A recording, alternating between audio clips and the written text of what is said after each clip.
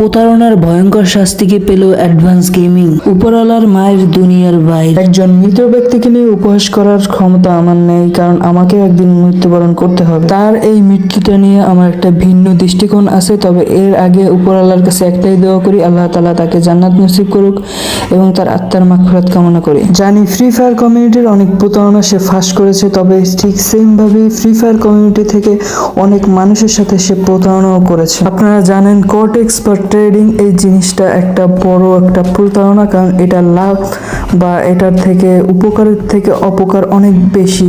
So এটার সাথে সে জড়িত ছিল এবং ফ্রি ফায়ারের অনেক না বোঝা অডিয়েন্সের সাথে সে রীতিমতো অনেক দিন ধরে প্রতারণা করে আসছিল। এটার মূল হোতা ছিল এক্সাদিকুল নামের এক চুতিয়া গেমার। এদের কারণে হাজার হাজার মানুষ নিঃস্ব হয়ে গেছে। তারপরেও তার এই কঠিন সময় তার পরিবারের ধৈর্য ধারণ করার ক্ষমতা দিক উপরওয়ালা, এটুকুই দোয়া করি। আজ এই পর্যন্তই, দেখা হবে অন্য কোনো ভিডিওতে। বাই।